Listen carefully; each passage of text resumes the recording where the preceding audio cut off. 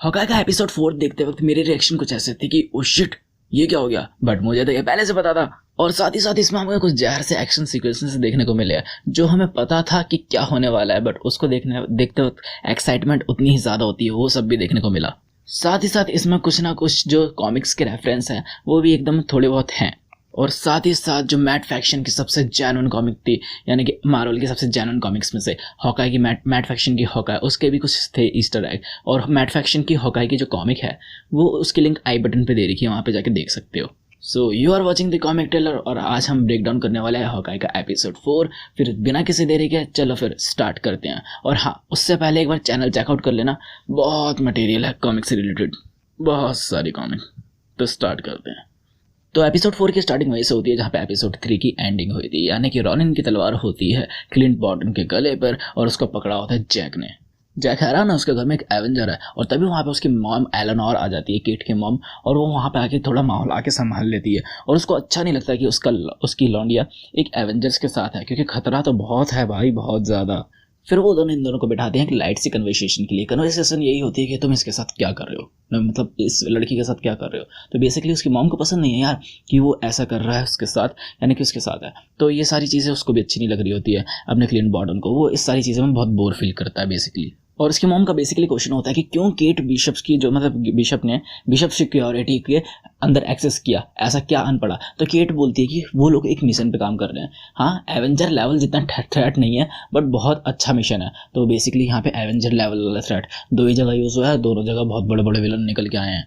तो मैंने जैसा बोला कि क्लिंट भाई इन सब चीज़ों में इंटरेस्टेड नहीं है, उसको कभी इंटरेस्ट ही नहीं है भाई केट बिशप वगैरह में। तो वो सीधा सीधा मना कर देता है, हम लोग पार्टनर नहीं है, बस ये मेरे पीछे पड़ी हुई है वगैरह वगैरह। अब जैसा कि एलेनोर को अच्छा नहीं लगता, तो वो किसी तरह ना क्लिंट को बाहर निकालने के चक्कर में रहती है। और बाहर जब छोड़ के आती है तो उससे कहती है उससे दूर रहने के लिए, उसको कन्विंस करने की कोशिश करती है कि मेरे बच्चे से दूर रहो, क्योंकि वो ऐसी नहीं बंदी है कि मतलब ये सारी चीज़ें समझ पाए, अभी इस एज में नहीं है।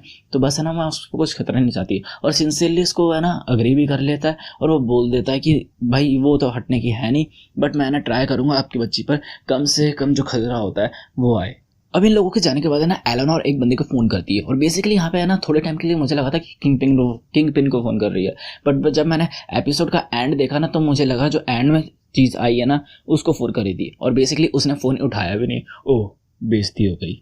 इधर दूसरी तरफ क्लिंट अपनी वाइफ लौरा को फ़ोन करता है, जो कि है ना एक इन्फॉर्मेशन निकलवाना चाहता था उससे, एक सैलो नाम के बंदे की, जो कि पीछे पड़ा है सीधा की सीधा उसके, यानी कि ट्रैकसूट माफिया के। और यहाँ पे हमें एक चीज़ पता चलती है कि है ना उसकी वाइफ लौरा कोई ऐसी वैसी लड़की नहीं है, ऐसी वैसी औरत नहीं है, आई मीन आंटी जी नहीं है। वो बहुत पहुंची हुई किस्म की वो है, क्योंकि वो उससे इन्फॉर्मेशन निकलवा लेता है उसकी, और उसी से पता चलता है कि उसको है ना वो चीज़ क्या है। और वो उसको है ना एकदम ये सारी जो बातें होती हैं वो कोड लैंग्वेज में होती है, और वो है ना मतलब बहुत ज़्यादा कोड लैंग्वेज में, कि हम अगर बहुत ज़्यादा दिमाग लगाओगे तभी समझ में आएगी। और वो जनरल में बोलती है उसको कुछ इन्फॉर्मेशन है, कुछ ऐसी चीज़ तो नहीं है जो ऑक्शन के टाइम पे जो छूट गई थी। बेसिकली सीधा सीधा रेफरेंस हमको है ना वॉच का दिया जाता है। और वो बोलती है कि कहीं वो तो नहीं आ रहा।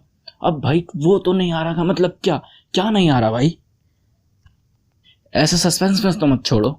अब इससे हमें यह भी पता चल जाता है कि है ना घड़ी बहुत ज़्यादा इंपॉर्टेंट है, लिटरली बहुत ज़्यादा ही इंपॉर्टेंट है, कुछ ज़रूरत से ज़्यादा। इधर है ना दूसरी तरफ यार कि जो क्लिंट के घर वाले हैं वो बच्चे, वो उससे खुश नहीं है। बेसिकली घर पे होना चाहिए था इस टाइम पे मिशन पे क्या कर रहा है।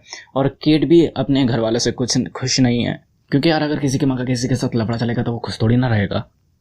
अरे वाह, मैं तो रैपर बन गया। खैर छोड़ो, ये सब ट्रू लव है, बांटने से बढ़ता है, अपनी औकात के बाहर है। तो अब हमें उस चीज़ का परिणाम पता चलता है कि अगर तुम ना तो कोई किसी टाइप के सुपर हीरो, ना तुम्हारे पास जादुई हथौड़ा है, ना ही तुम्हारे अंदर सुपर सोल्जर सीरम है, फिर भी तुम अगर सुपर हीरो वाला काम करते हो तो क्या होता है, हड्डी टूट जाती हैं, इतनी टूट जाती हैं कि कोई अगर उंगली भी रख दे तो वाट लग जाती है। और वही सब है ना उसकी सिकाई कर रहा होता है हॉकाई, अपना क्लिंट बॉर्टन। और इसी बीच है ना केट यहाँ पे आ जाती है। बेसिकली त्योहार का टाइम था और क्लिंट बेचारा अपने घर वालों से दूर था, तो बेसिकली वो है ना उसको अकेला फील नहीं करवाना चाहती थी। तो वो उसके साथ में जितनी भी चीज़ें होती हैं क्रिसमस की, वो चीज़ें लेके आ जाती हैं, जैसे स्वेटर वगैरह, पिज़्ज़ा डॉग के लिए पिज़्ज़ा लेके आ जाती है, और कुछ मूवीज़ लेके आ जाती है।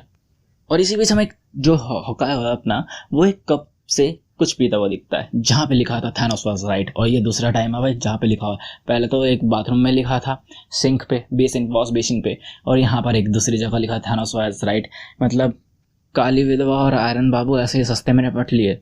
अब इसी बीच है ना कुछ एरोस की बात होती है, मतलब कुछ ऐसे जो लिमिटेड बच चुके हैं, तो है ना उस बीच में बहुत सारे एरोस की बात होती है, और उसी बीच में आती है एक बात उसके एरो की, मतलब बूमरैंग एरो की। तो यहाँ पर है ना क्या होता है कि जो बूमरैंग एरो को है ना वो अच्छा लग जाता है केट को कि अगर भेजो तो वापस आ जाएगा, ऐसा तो एरो कभी खत्म ही नहीं होंगे। बट है ना जो होता है अपना क्लिंट बॉर्डन वो उसका मजाक उड़ा देता है। बट कॉमिक में अलग था, जो मैट ऑफ एक्शन की हॉकाई कॉमिक है जिसकी लिंक आई बटन पे है, ये वाला सीन उसमें कवर है। तो वहाँ पे सीन अलग था कि है ना वो उसका मजाक उड़ाती है, वो उसको इंपॉर्टेंस बताता है, और ये इंपॉर्टेंस लास्ट में जाके पता भी चल जाता है वो कैसे। वो आई बटन पे जाके देखो, ठीक है देख ही लेना यार। इसी बीच हमें कुछ ऐसे भी सीन देखने को मिलता है जिससे हमें पता चलता है कि हॉकाई भाई हॉकाई है, क्योंकि वो कॉइन से मतलब ऐसे ही होकर के एक झटके में टीवी और पता नहीं क्या क्या एक साथ झटके में बंद कर देता है, जो कि लिटरली इंप्रेसिव भी था। और ये सभी वो चीज़ें उसको भी सिखाता है केट को। अब जैसे जैसे रात काली होती जा रही है कि बातें और भी ज़्यादा सीरियस होती जाती हैं, यानी कि बेसिकली वो अपनी मेमोरीज के बारे में बताता है कि एवेंजर होना क्या होता है, बेसिकली क्या दर्द झेलने पड़ते हैं। और वो ब्लैक विडो का काली विधवा का वो वाला सीन वो वाले नाइटमेयर की तरह उसके दिमाग में अभी तक घूमता रहता है। अब ये बातें इतनी सैंडी हो जाती हैं कि बंदा थोड़ा बहुत निकलने लगता है हाथों से बाहर, और इसी बीच में ये फिगर आउट कर लेती है कि रॉनिन और कोई नहीं यही है। तो वो भी इस बात पर उससे एग्री कर लेता है, और वो बोलता है थैनोस के स्वाइप के बाद हर किसी की लाइफ वैसी नहीं रही थी जैसे उसकी पहली जैसी थी। सबकी लाइफ के पर्पस अलग अलग हो चुके थे। उसका घर में कोई नहीं था तो उसका पर्पस ही अलग हो चुका था। वो बेसिकली एक वेपन बन चुका था। और यहाँ पर है ना उसको वो समझाता है, वो समझाती है कि नहीं यार तुम वेपन नहीं हो। तो फिर उस यहाँ पर है ना एक छोटी सी और कन्वर्सेशन होती है जो डीप होती है कि तुम्हारी लाइफ का सबसे अच्छा टारगेट क्या था। तो फिर वो बोलता है वो टारगेट था जो उसने कभी लिया ही नहीं, यानी कि जो ब्लैक विडो को मारने गया था ना, तो ब्लैक विडो को मारा ही नहीं उसने। तो यहाँ पे ये वाली चीज़ है ना नोट करके रखना, नोट कर लो, ठीक है। अब जब किड को पता चल चुका है कि फाइनाइट एरो बचे हैं, मतलब लिमिटेड एरो बचे हैं, तो उसको वो सारे एरो ग्रैब करने हैं, मतलब गेट करने हैं, किसी भी तरह पकड़ने हैं। तो उसका मानना है कि उसका इस सिलसिले में लार्पर्स से हेल्प मिल सकती है। तो वो उस पार्क में जाती है, और वहाँ पे वो पार्क में है ना लार्पर्स किसी कॉस्प्ले की ट्रेनिंग वगैरह कर रहे होते हैं, और वहाँ पे उसकी मुलाकात होती है गर्ल्स से, जो कि मतलब इंपॉर्टेंट बंदा था हॉकाई की कॉमिक में। और यहाँ पे एक और बंदी से मुलाकात होती है, वैंडी से। अब ये औरत है ना एक इंपॉर्टेंट रोल प्ले करती है हॉकाई की जो कॉमिक लाइफ थी उसमें, क्योंकि ये एक विलन है। बेसिकली ये जगलिंग करती है और ये बॉम्ब बनाने में मास्टर है, मतलब किसी भी चीज़ का बॉम्ब बना सकती है ये, किसी भी चीज़ का।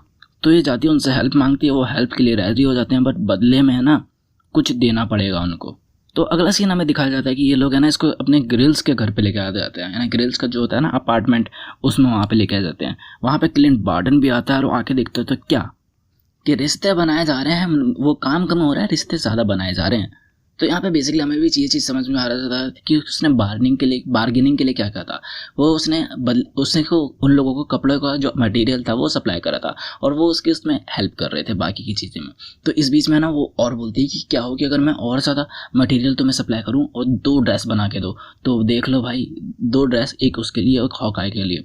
तो सोचो एक कॉस्प्ले करने वाले बंदे हॉकाई के लिए ड्रेस बनाएंगे तो कितनी जेन्युइन से बनाएंगे, और मतलब हमें मज़ा आ जाएगा अगर हॉकाई को हमने अभी इसमें अपनी ड्रेस में देख लिया तो बेसिकली फिर है ना ये सारी चीज़ें हॉकाई को अच्छी नहीं लगती, क्योंकि यार टाइम पास कर रही है ये लौंडिया, तो वो निकल जाता है वहाँ से।